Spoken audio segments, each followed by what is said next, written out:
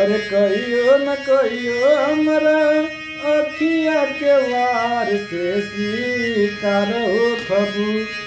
अरे जहिया मिलबू करे जातू हमार हो खबू।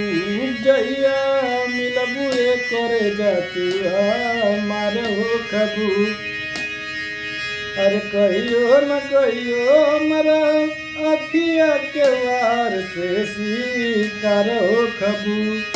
अरे जहिया मिलबू करे जातू हमार हो खबू। जहिया मिलबू करे जातू हमार हो खबू।